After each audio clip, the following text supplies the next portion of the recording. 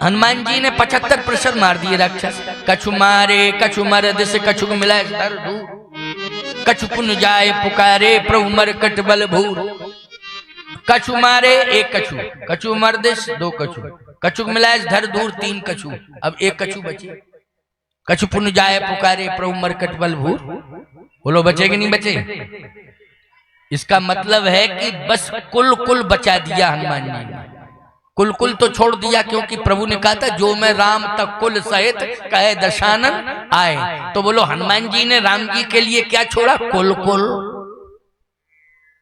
और जितने थे मामा फूफा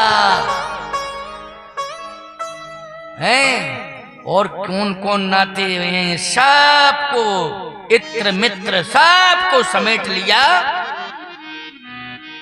और 75% राक्षसों को धूल धूसित कर दिया। प्यारे, कुछ को तो फेंक दिया ऊपर, तो ऊपर ही चले गए, नीचे ही नहीं आए राक्षस। अब वो कभी कभी तुम्हें परेशान करते हैं, ओला बन के गिर जाते हैं। क्यों भाई? ओला बन करके गिर जाते हैं। वही जो हनुमान जी फेंके थे वही सब मरदा रहे ओला बन के, तुम्हारी फसल को नष्ट करते हैं। पर अकाज लग तन पर हरई और जिम हिम वो पल कृषि दल गरई। बोलो ये रामायण की चौपाई है। ये राक्षसी है जो पर अकाज लगतन पर हरई, जिम हिम उपल कृषि दल गरई। ओले, वाह। अच्छा एक काम और कर दिया क्या? पूंछ में राक्षसों ने आग लगाई, हनुमान जी ने पूरी लंका में आग लगा दी, लंका जला डाली। सुंदरकांड चल रहा है। क्या चल रहा है? सुंदरकांड। आपको एक बात बतावे, जहां पर मांस मदिरा सेवन होता है, जहां पर अनाचार अत्याचार बहन बेटियों के साथ होता है, याद रखना वहां लोगों की बुद्धि भ्रष्ट हो जाती है। और उसका प्रमाण सुंदरकांड में मिल गया। रावण की बुद्धि भ्रष्ट है, रावण के राक्षसों की बुद्धि भ्रष्ट है, कुल खानदान सबकी बुद्धि भ्रष्ट हो गई। क्योंकि करे पान सोबे दिन राती और कहूं महेश मानुष धैन खर अज निशाचर भक्षई। ये सुंदरकांड है। बोलो है कि नहीं? अब बुद्धि भ्रष्ट क्या हो गई? रावण ने कहा कि आज हम बंदर को मृत्यु दंड देंगे। बानर की मौत आ गई है, आज इसे हम मृत्यु दंड देंगे। हनुमान जी ने कहा दुष्ट है, पता नहीं कौन सा प्रयोग करे। मान लीजिए मार नहीं पाया और कौन नाकई काट देवे तो जिंदगी भर लोग पूछेंगे क्या हो गया। इसलिए बुद्धि भ्रष्ट है, इसकी पता नहीं क्या करे। ठीक है, गर्दन ना काट पावे, नाक काट दे कौन और सीधी गर्दन पे चलावे।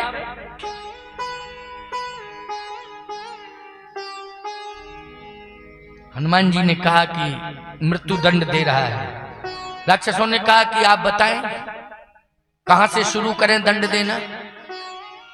हनुमान जी बुद्धिमताम वरिष्ठम है, क्योंकि फलाहार करते हैं। देख बुद्धिबल निपुण कब कहो जान के जाओ, रघुपति चरण हृदय धर तात मधुर फल खाओ। तो हनुमान जी हैं फलारी। बोलो क्या है? हनुमान जी फलारी हैं, फल खाते हैं।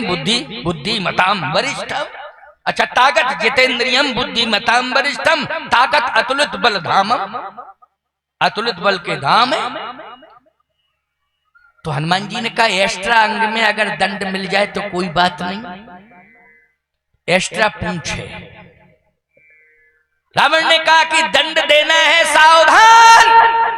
हनुमान जी ने पीछे से पूंछ को पकड़ा और छाती से लगा लिया इसे। रावण ने कहा अच्छा, इसका मतलब है कि सबसे ज्यादा ममता इसको पूंछ पर है कि मेरी पूंछ का बाल बांका ना हो। रावण ने कहा यहीं से शुरू करेंगे। बुद्धि खराब है कपि के ममता पूंछ पर, सबे कहो समझाए। अब हनुमान जी सोचे कि मान लो पूंछ पर निगाह जा रही है, रावण कह भी चुका है कि कब के ममता पूंछ पर, लेकिन पूंछ भी कट जाएगी तो फिर सभी बंदर हंसेंगे कि पूंछ ही कटवा के चले आए, पूंछ नहीं बचा पाए। हनुमान जी ने कहा तो बड़ी मुश्किल की बात है। तो रावण को कहना ये चाहिए था, कपि के ममता पूंछ पर सवै कहो समझाए, और फरसा एक मगाए के पूंछ देओ कटवाए। ये कहना चाहिए था कि तेज फरसा मंगाओ, पूंछ को अलग कर दो, लेकिन बुद्धि हनुमान जी ने घुमा दी। कपि गए ममता पूंछ पर सवै कहो समझाए, और रावण की जबान पलट दी और एकदम विस्तार कर दिया। तेल बोर पट बांध पुनि पावक देओ लगाए, सुनत बचन कपि मन मुस्कान। हनुमान जी बोले मन की बात हो गई, जो मैं चाहता था वही हुआ है, मन की बात हो गई। सुनत बचन कपि मन मुस्कान। हनुमान जी मुस्करा रहे हैं, बहुत अच्छा। रावण ने कहा राक्षसों तेल बोर पटवान पुनि पावक देओ लगाए, तेल लाओ। हमारे प्रधानमंत्री कह रहे तेल बचाओ, रावण कह रहा तेल बहाओ। क्यों? भारत के प्राइम मिनिस्टर ने कहा तेल बचाओ तेल बचाओ तेल बचाओ, और रावण कह रहा तेल बहाओ तेल बहाओ तेल बहाओ।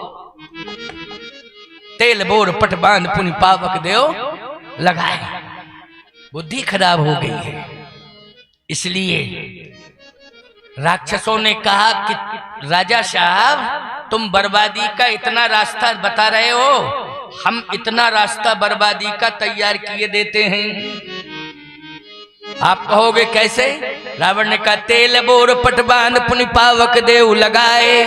राक्षसों ने कहा चिंता मत करो, रहा न नगर बसन घृत तेला। तेल बाद में लगाया, पहले घी लगा कर दिया। क्यों भाई, जब तेल ही से काम चल सकता था तो घी की क्या जरूरत थी? अच्छा, कभी भी किसी भी युग में अगर मूल्य की बात करो तो हमेशा हर युग में घी महंगा रहा है। क्यों भाई, तेल से ज्यादा महंगा क्यों घी रहा है कि नहीं रहा है? जल्दी बोलो। नहीं रहा है? अच्छा एक बात बताओ, दांत से ज्यादा कीमती जीभ है कि जीभ से ज्यादा कीमती दांत? आपको एक बात बताएं, दांत चले जाएंगे तो आराम से जीभ से मांगते भी रहोगे और जीभ से कुछ लिक्विड लेते रहोगे, और जीभ ही चली जाए तो दांत क्या करेंगे? क्यों भाई, दांत क्या करेंगे? क्या कर लोगे तुम जब जीभ ही नहीं है?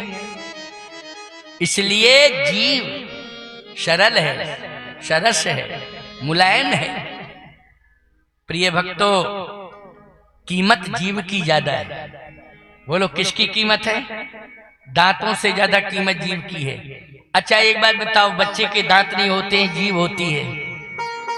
बोलो होती है ना जीभ, तो बोल नहीं पाता है शब्द, लेकिन जीभ से कुछ ना कुछ इशारा कर देता है। क्यों? भूख का इंतजाम अपना कर लेता है कि माँ मैं भूखा हूं, जीभ से इशारा कर देता है, क्योंकि बोल नहीं पाता है। लेकिन जीभ ना हो तो कोई मतलब नहीं।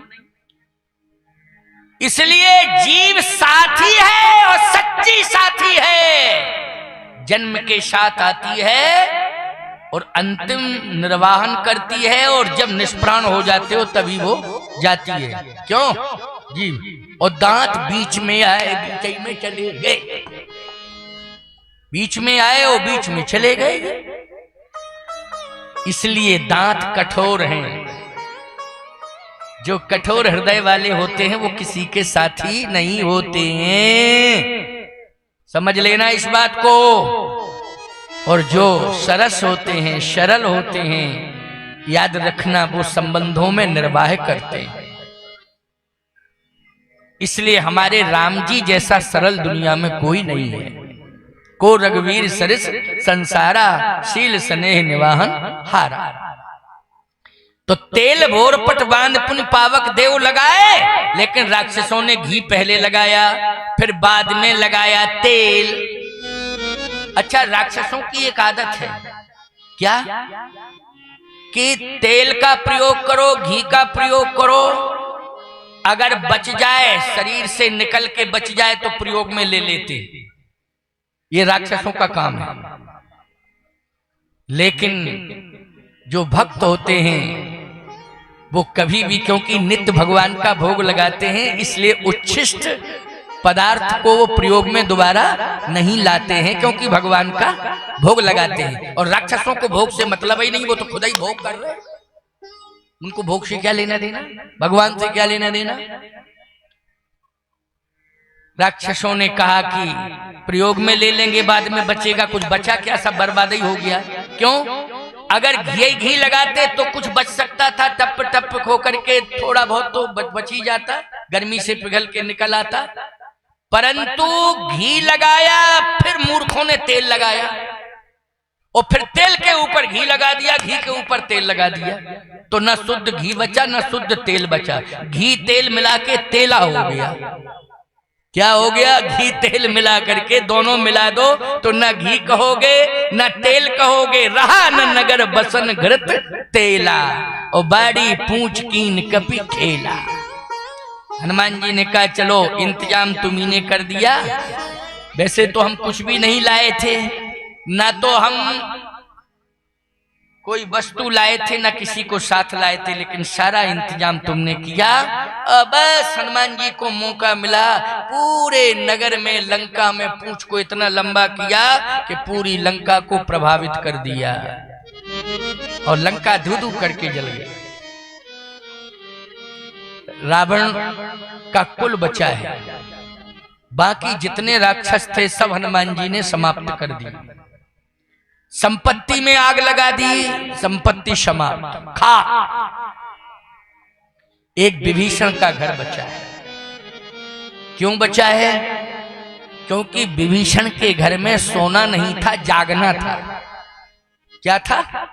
सोना नहीं, जागना। आपका क्या जागना? रात दिन राम राम राम राम राम राम राम राम राम राम राम राम राम बोलो। ये सोना है कि जागना है? जल्दी बोलो। जागना ही तो है। उसे नींद कहाँ आती थी? वो तो राम राम राम राम राम राम राम राम जपता रहता था, राम की याद करता रहता था, राम राम राम राम राम। इसलिए सोना समाप्त हो गया, कुछ भी नहीं बचा। जो जागते थे वहां सब कुछ बच गया, क्योंकि राम नाम का पहरा था वहां। इसलिए एक विभीषण कर ग्रह नहीं। सुंदर कांड शिक्षा देता है कि हम वातावरण देख रहे हैं बड़ा विषाक्त है, कैसे भी विषाक्त वातावरण में रहें, लेकिन राम राम कहें और शरणागति स्वीकार करें।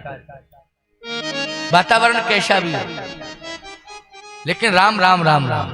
हनुमान जी को वातावरण अच्छा नहीं मिला। जब गए तो सबसे पहले तो खतरनाक राक्षसी मिल गई, सुरसा नाम हन की माता, वो मिल गई, लेकिन राम राम राम राम राम नाम के प्रभाव से बच गए। सिंह मिल गई, लंकनी मिल गई, लेकिन हनुमान जी सुरक्षित रहे राम नाम के प्रभाव से। और अंत में श्री किशोरी जी मैया के चरणारविंदों में पहुंच के शरणागति प्राप्त कर ली। ये सुंदर कांड है। और विभीषण सुनहु पवन सुत रहन हमारी, जिम दसनन मह जीव विचारी। हम तो दुष्टों के बीच में रहते हैं, जैसे 32 दांतों के बीच में जीव रहती है, वैसे ही हम लंका के राक्षसों के बीच में रहते हैं। तात कबहु मुहि जान यना था, और करी है कृपा भान कुलना था। हनुमान जी ने कहा विश्वास करो, राम नाम के बल पर मुझे श्री जानकी मैया की शरणागति मिल रही है, और राम नाम के बल पर ही आपको प्रभु राम की शरणागति मिल जाएगी, आपका परम कल्याण हो जाएगा। राम राम राम राम कहो, राम नाम पर भरोसा करो। विभीषण ने कहा बस ये भी एक मंत्र ही मिल गया मुझे। लेकिन एक बात आपको बताएं, विभीषण धन का लालची नहीं है, राज्य सत्ता के प्रति उसका कोई आकर्षण नहीं है। लोग कहते हैं विभीषण राज्य चाहता था, नहीं, विभीषण केवल राम को चाहता है, संत है। आपको एक बात बताएं, सबसे ज्यादा आज समाज की जो टिप्पणी होती है साधु के ऊपर, बड़े जलवे, इनके ऐसे जलवे किसी के नहीं। किस बात को लेके जलवे? बहुत बड़े बड़े मठ मंदिर हैं, बहुत बड़े साधन हैं, नहीं, ये सब भगवान के। कोई भी मठाधीश होगा सरबराहकार होता है। क्या होता है? सरबराहकार, प्रबंधक। मालिक कौन होते हैं? भगवान, उस पीठ का देवता। और यदि कहीं देवता का नाम नहीं है, व्यक्तिगत नाम है, तो छलावा हुआ है, किसी ने कहीं ना कहीं मठ की संपत्ति को प्रभावित किया है, व्यक्तिगत रूप से अपने नाम किया है। याद रखना, उघरे अंत न होय निवाहु, काल नेम जिम रावण राहु। वो काल नेम सिद्ध हो जाता है। ये जो भी है भगवान का है, चाहे धन हो और चाहे भवन हो, गगन चुम्मी हवेलियां हो, ये सब ठाकुर जी की संपत्ति, सब रघुपति के आई। याद रखना, जहां पर कामतानाथ जी का मठ है, उस मठ में कोई कमी नहीं है, बड़ा मठ है, क्योंकि श्री राम जी ने ही उसको पीठ के रूप में स्थापित किया है। तो सोचो जरा, प्रभु राम के हाथों से स्थापित है, बड़ी महिमा है। आज इतनी भीड़ है वहां कि लाखों की लोग दर्शन करते जा रहे हैं, लाइन लगी हुई है रात को 12 बजे से ही, और लगभग 12-2 बज जाएगा रात का, क्योंकि अमावस्या है ना। गोवर्धन में पूर्णिमा को अधिक भीड़ होती है और कामतानाथ जी में अमावस्या को। लेकिन सत्य कह रहा हूं आपसे कि इस शरीर के ऊपर केवल भगवा वस्त्र है। क्या है? भगवा वस्त्र है। इसके अंदर एक स्वर्ण जटित, तुलसी से जटित कंठी है, वो गुरुदेव के द्वारा दी हुई है। तो वो धन नहीं है, वो हमारा धर्म है। वो क्या है? जल्दी बोलो। पायो जी मैंने राम रतन धन पायो। लेकिन लोगों ने कई बार अंगूठियां दी, 2-2 तोले की, 4-4 तोले की चैनें सोने की, लेकिन सब खजाने में जमा है कामतानाथ जी। मिलती हैं सब वहीं पर। ठाकुर जी आपका है। गुरुदेव ने जो मंत्र के साथ दिया है वो हमारा धन है, ऐसे उसको हम धारण किए। गुरुदेव ने वस्त्र दिए थे, ये कलर, वस्त्र तो चेंज हो गया लेकिन कलर वही रहा कि नहीं, क्योंकि गुरुदेव के द्वारा दिया हुआ है। ये ज्ञान गुरुदेव के द्वारा दिया हुआ है, ये हमारा धन है। बोलो है कि नहीं? जो हम ज्ञान दे रहे हैं ये क्या है? यही हमारी दौलत है, यही हमारी संपत्ति है, यही हमारा सम्मान है, वो यही हमारा भगवान है। जो आज मैं आपको कथा सुना रहा हूं, सब कुछ यही है। इसलिए साधु का वैभव भगवान का वैभव है। साधु तो एक प्रकार से सेवक है, वो पहरेदार है। जैसे लक्ष्मण ने पहरेदारी की थी ना, वैसे ही हमको मठ मंदिरों की पहरेदारी करनी पड़ रही है। समझ गए हो ना क्या? पहरेदारी। बस अंतर इतना है कि अगर राम जी विमान में बैठे तो लक्ष्मण भी विमान में बैठ गए। बोलो, अगर राम जी भगवान बन के मंदिर में बैठ गए तो लक्ष्मण भी उनके साथ बैठ गए। लेकिन है क्या? दास हैं। लक्ष्मण है क्या? पहरेदार हैं। है क्या? दास हैं। लेकिन भगवान बैठे हैं, इसलिए हम भगवान को नहीं छोड़ सकते हैं। तो चाहे तुम वैभव राम जी का कहो चाहे लक्ष्मण जी का कहो, लेकिन वस्तुतः है तो वो राम का वैभव। लेकिन लक्ष्मण तो पहरेदार हैं, इसलिए पहरेदार की निगाह किस पर रहती है? जन और धन, बोलो रहती है कि नहीं? न जन प्रभावित हो और न धन प्रभावित हो, ये रखवाले की जिम्मेवारी है कि नहीं? इसलिए हम सब रखवारे हैं। राम दुआरे तुम रखवारे, होत न आज्ञा बिन पैसारे। राम द्वारे तुम रखवारे, होत न आज्ञा बिन पैसारे। तो आइए सुनिए, विभीषण जी को भी आज शरणागति मिली, लेकिन विभीषण ने एक स्वस्थ विचार दिया।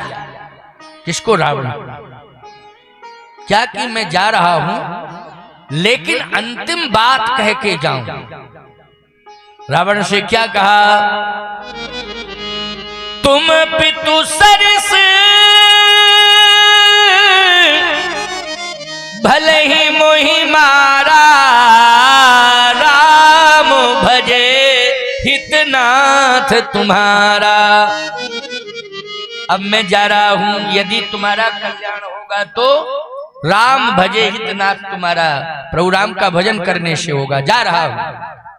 इतना कह करके जिन चरणन की पादुका भरत रहे मन लाए, उते पद आज बिलो की हूं इन्नैनन अब जाए। सुंदर कांड में विभीषण शरणागति है, लेकिन रावण को लात मार के जब रावण ने विभीषण को लात मार के जब निकाला तो रावण को पश्चाताप हुआ कि मैंने लात मार के निकाला है। अरे लात मार देता लेकिन निकालता ना, लेकिन निकाला है।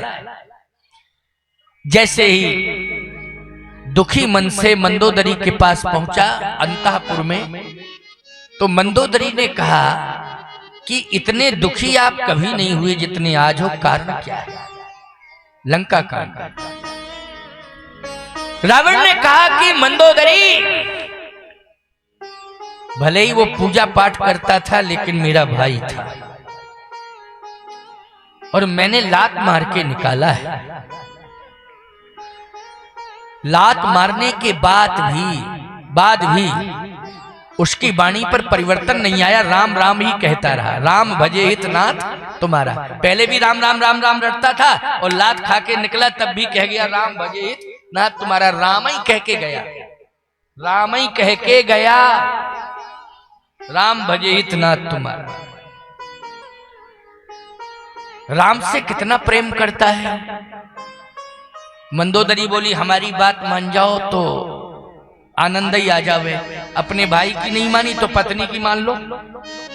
भाई भाई की नहीं मान रहे हो, विरोध कर रहे हो, तो पत्नी की मान रहे हो, पत्नी की मान जाओ। तो मंदोदरी ने लंका कांड में जो बात कही है अपने पति रावण से, ये भी आप सबके लिए, समाज के लिए लंका कांड का दोहा महामंत्र है।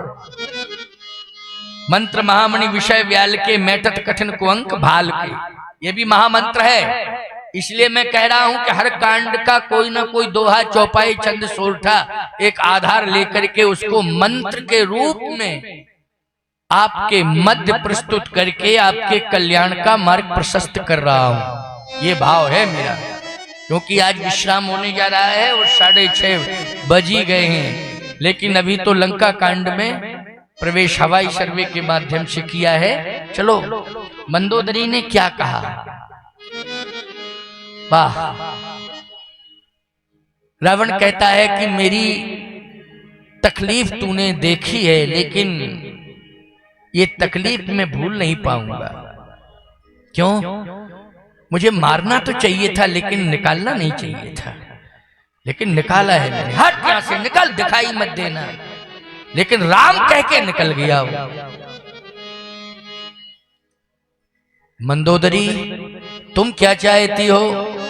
तो मंदोदरी बोली बात मानो तो कहें।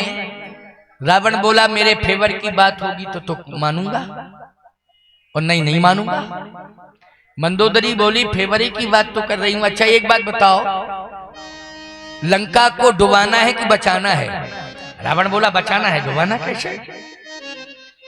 अगर लंका को बचाना है, डूबने से बचाना है, तो जो आंसू लंका को डुबोने जा रहे हैं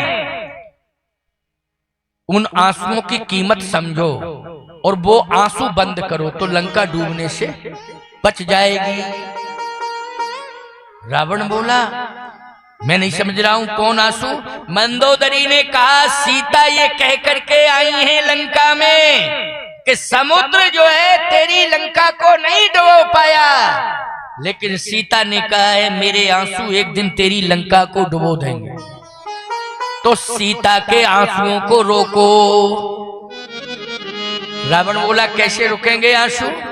तो मंदोदरी कहती है राम सौंपिए जानकी। ये कौन सा कांड है बोलो भाई? लंका कांड है। ये दोहा महामंत्र है। बहुत से छंद सोरठा चौपाई दोहा हैं, लेकिन ये बहुत महत्वपूर्ण बात कह रहा हूं। ये मंत्र है, मंत्र। राम ही सौंपिए जानकी, नाय कमल पद्माथ, ओ सुत कह राज समर्प बन जाए भजो रघुनाथ। अच्छा एक बात बताओ, और विभीषण भी राम कह के गया और रावण भागा मंदोदरी के पास, उसने भी कहा राम, अथवा राम के नाम में घेर लिया। अब राम आके घेरेंगे, अभी तो राम के नाम ने रावण को घेर लिया। आ गए हो? अच्छा, साथ ही में आए। ये हमारे मिश्रा जी, राम किशोर जी, लखनऊ से आए हैं, अतिराजपुर के हैं। इनका प्रयास रहा है कि संकट मोचन हनुमान जी के दरबार में सिमरिया ग्राम में महाराज कथा कहें। ये पीछे पड़ गए राम किशोर जी मिश्रा। तो प्यारे ये शिष्य हैं, और जब भी मैं शुरुआत से ही लखनऊ बहुत सालों तक गया हूं, तो पहली कथा मेरी जब लखनऊ शहर में हुई तो राम किशोर मिश्र के यहाँ ही मेरा आवास था। और जब जब मैं आलमबाग के उस राम कथा मंडप में कथा कहने गया, तब तब आवास राम किशोर जी के यहाँ रहा। इसके बाद नैमिष में भी इनके ही गांव के राम किशोर जी ने मेरी कथा कराई, तो वहाँ एक प्रतिष्ठान कामदगिर सेवा संस्थान बन गया। और आज सिमरिया में भी आए हैं, तो सिमरिया में इन्हीं का प्रयास रहा। और सतीश चंद्र पांडे जी को प्रयास करने के बाद जब राम किशोर जी का सहयोग मिल गया तो ये पूर्ण सफल हो गए, और मैं यहाँ आके बैठ गया कथा कहने के लिए। हमारे तिवारी जी भी, हमारे पंडित जी बैठे हैं, इनका बेटा भी नैमिष में। कहाँ है? अच्छा अच्छा अच्छा अच्छा अच्छा, अब तू मोटा ताजा हो गया पहले से। गोविंद गोविंद गोविंद, ये बालक, इसने सेवाएं दी हैं, बहुत सेवाएं दी। और आज ये बहुत सुंदर एक विद्यालय अपने पुरुषार्थ से और आशीर्वाद से, संतों के, माता पिता के आशीर्वाद से, संतों के, एक विद्यालय, संस्कृत विद्यालय भी चला रहा है। अच्छा है बालक। तो मैं चर्चा कर रहा था कि राम शब्द निकला मंदोदरी के मुख से। बोलो क्या निकला? राम। रावण गया का कैसे तू मुझे सुझाव देगी, तेरे अंदर इतना ज्ञान है। मंदोदरी ने कहा मैं ज्ञान कुछ नहीं जानती हूं, लेकिन एक नाम जानती हूं, वही ज्ञान है, वही भक्ति है, वही वैराग्य है। बस मैं यही जानती हूं, एक ही नाम में ज्ञान है भक्ति है और वैराग्य है, ये तीनों से युक्त है वो, बस एक नाम। अच्छा कौन है वो? तो रावण ने सोचा कि मेरा नाम लेगी, तो पहले कहा तो रावण बोला, अब कहेगी बाण, रावण ये कहेगी, लेकिन फिर रावण ने कान लगाया, निकला अंत में राम। रावण बोला मेरे विरोध की बात कह दी तूने, ये नाम तो विरोधी का है।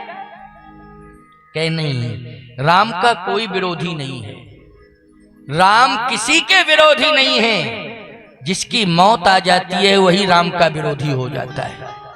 मंदोदरी कह रही है, देखो कितनी बढ़िया, जिसकी मौत आ जाती है, विनाश होने लगता है, सर्वनाश होने लगता है, वही राम को विरोधी मानने लगता है, वही राम का विरोधी हो जाता है।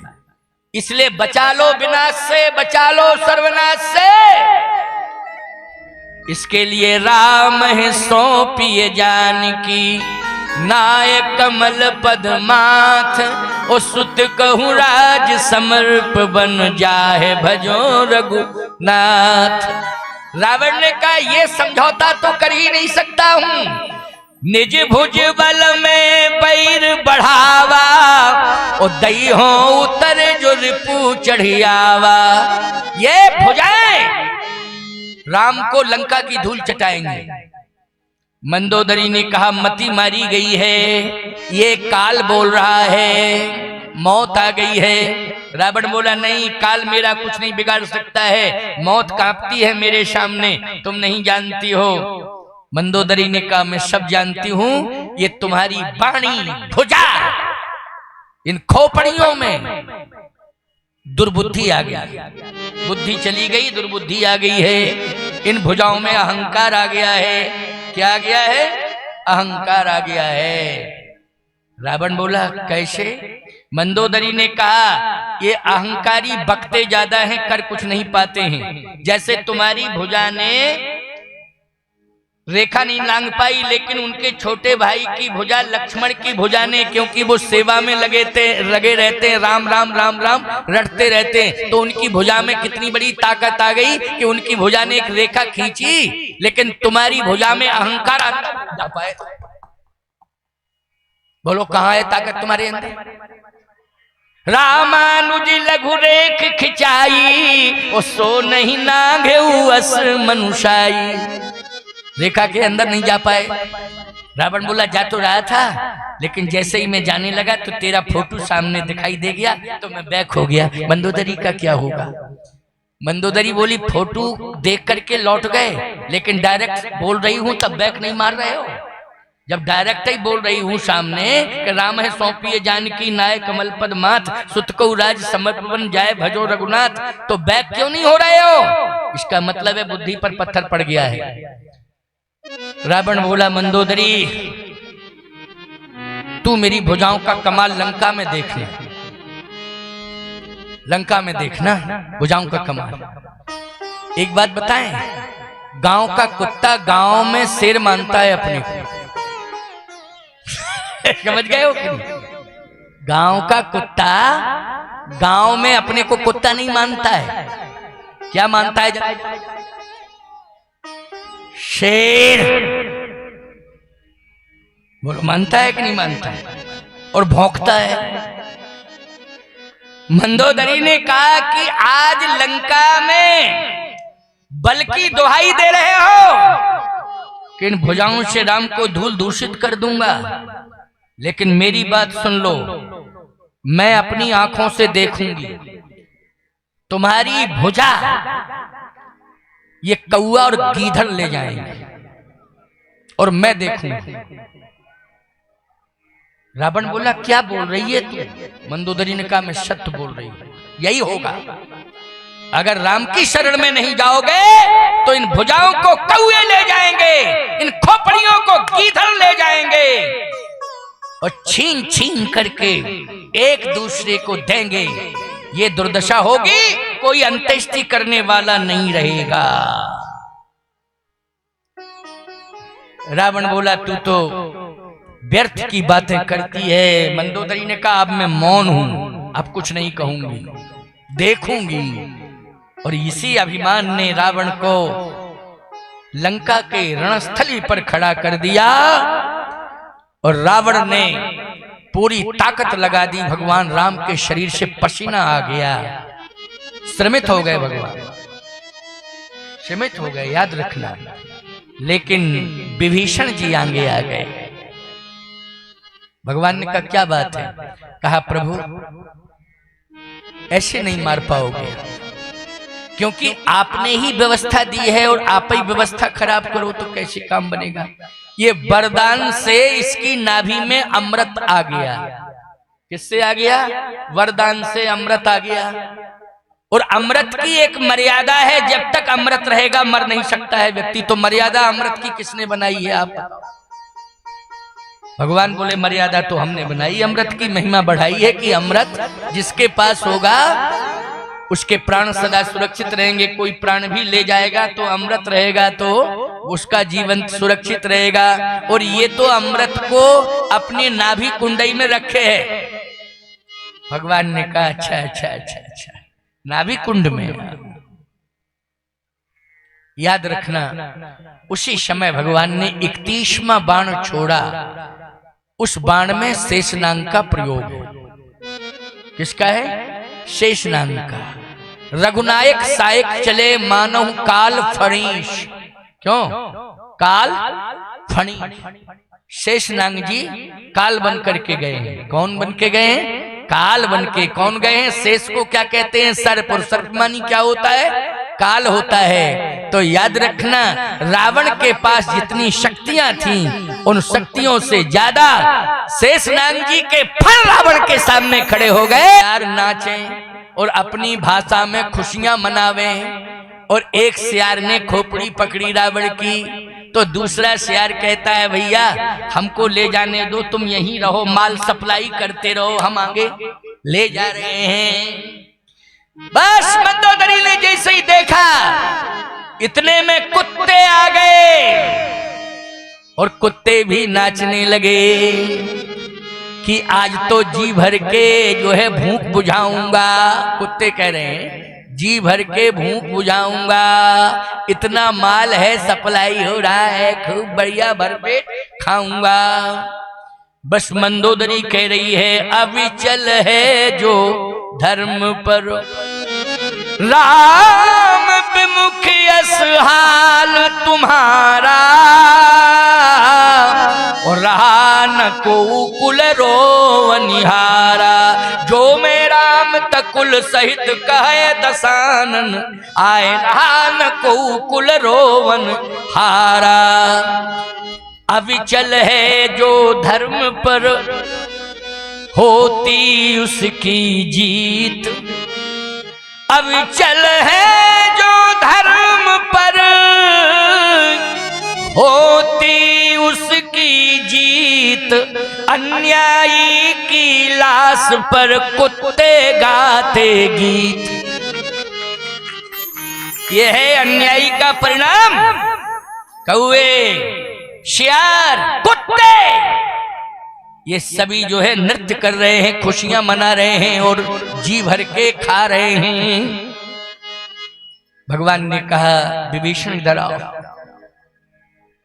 वो भाई है तुम्हारा, ऐसी दुर्दशा मैं तो नहीं देख सकता हूं। जाओ तुम अंत्येष्टि करो, क्योंकि और तो कोई बचा नहीं है, केवल तुम बचे हो, इसलिए जाओ, मेरी आज्ञा है कि तुम अंत्येष्टि करो। ये राम जी की दयालुता और कृपालुता है, बोलो है कि नहीं? तो रावण की अंत्येष्टि किसने की है बोलो? विभीषण जी ने की है। विभीषण ने रावण की अंत्येष्टि अपने हाथों, राम जी की आज्ञा से। किसकी आज्ञा से की है विभीषण ने?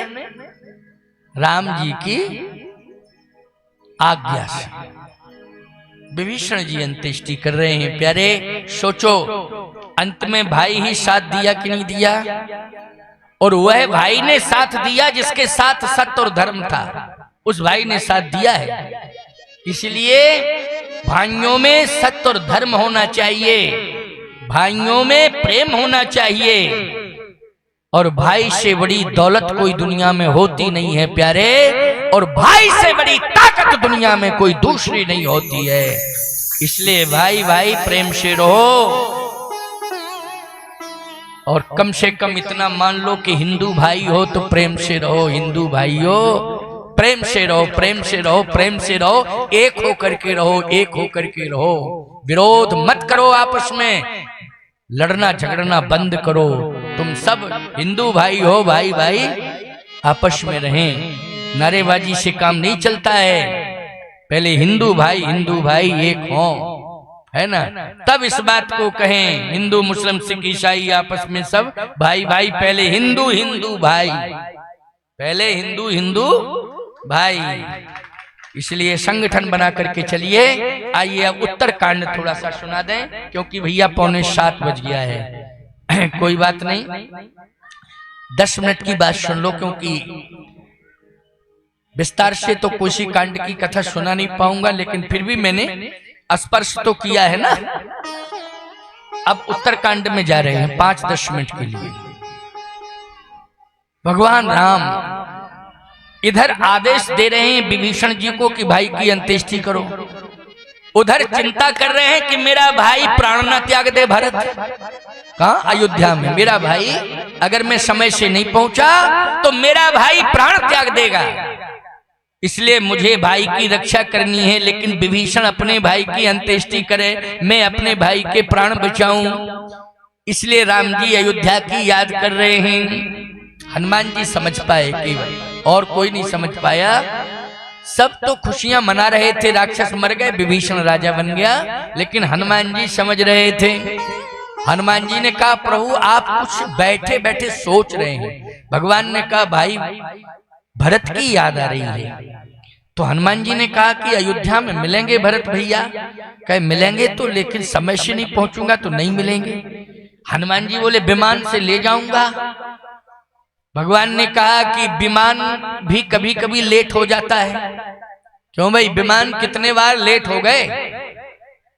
हनुमान जी ने कहा कि विमान लेट हो सकता है, लेकिन हम विमान के साथ रहेंगे। अगर विमान फैल तो हनुमान तैयार, हनुमान आपको ले जाएगा। बस विमान के साथ ही हनुमान रहेगा, विमान फैल होगा तो हनुमान तैयार है, हनुमान ले जाएगा। भगवान ने कहा भरोसा है, हनुमान है तो मुमकिन है सब। क्यों भाई, क्यों? हनुमान है तो इसलिए हनुमान जी की शरण में हमेशा रहना पड़ेगा, तो सब कुछ मुमकिन हो जाएगा। ठीक है ना? क्या हो जाएगा? सब कुछ मुमकिन हो जाएगा। बस विमान चला, लेकिन प्यारे बीच में विमान प्रभु की आज्ञा से रुका है। कहां रुका है? जहां पर हनुमान जी की माता अंजना रहती हैं, उनका अभिनंदन करने के लिए, क्योंकि उनके बेटे ने कितना बड़ा साथ दिया है। हनुमान जी बोले प्रभु ज्यादा देर नहीं रुकना है, जल्दी चलें, जल्दी चलें। फिर विमान चला। अब प्रयागराज में विमान उतरा, क्योंकि श्री किशोरी जी ने ये कहा था कि मेरे पति को विजयश्री मिलेगी तो त्रिवेणी मैया में पूजा करूंगी। तो विमान जो है त्रिवेणी मैया के कारण, पूजा के कारण रुका है प्रयागराज में। हनुमान जी ने कहा प्रभु जल्दी करना है, जल्दी करना। भगवान ने कहा अब जल्दी नहीं हो पाएगी, क्योंकि पूजा तो पूजा होती है ना, तो फिर क्या होगा? कहे भरत मेरा अगर नहीं मिलेगा तो प्रयाग में ही डुबकी लगा लूंगा। हनुमान जी बोले प्रभु तो विमान रुका रहे, हनुमान को आज्ञा दे दो, कहां तुम जाओ और भरत को संभालना। तो बोलो भरत को किसने संभाला है अयोध्या में? जब तक विमान नहीं आ गया तब तक कौन संभाले रहे? हनुमान जी संभाले रहे। अच्छा, हनुमान जी ने कहा कि नहीं नहीं रुकिए रुकिए, प्राण नहीं त्यागना है। भरत जी बोले नहीं, तुम्हारे कहने से नहीं रुकूंगा। कब रुकोगे? कहा जब राम का दर्शन कर लूंगा तो रुक जाऊंगा।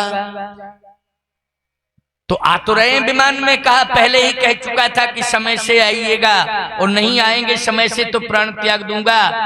तो हनुमान जी ने कहा कि आ रहे हैं, इंतजार करो। का बस इंतजार की घड़ी खत्म हो रही है। हनुमान जी ने कहा तो आ गए। भरत जी बोले दिखाओ, दर्शन कराओ। हनुमान जी ने अपना सीना फाड़ दिया। कहा देखो ये बैठे हुए, ये बैठे हैं, करो दर्शन। तो विमान के पहले हनुमान वाले राम मिल गए भरत को, मिल गए कि नहीं? कपिता तरस सकल दुख बीते, ओ मिले आज मोहि राम प्रीते। आज हे कपिराज, तुम्हारा दर्शन करके मुझे राम मिल गए। कहाँ मिल गए? हृदय के अंदर मिल गए। तो प्रिय भक्तों ध्यान से सुनना, इतने में विमान आया, बस भरत जी ने दर्शन किया, जीवंत मिल गया। अब वशिष्ठ जी ने कहा राम सिंहासन पर बैठो, आज सुदिन शुभ घड़ी सुहाई, आज सिंहासन पर बैठने की शुभ घड़ी है। भगवान राम ने कहा गुरुदेव आपकी आज्ञा है तो बैठ रहा हूं। और जैसे ही भगवान राम सिंहासन पर बैठे तो राम राज बैठे त्रैलोक।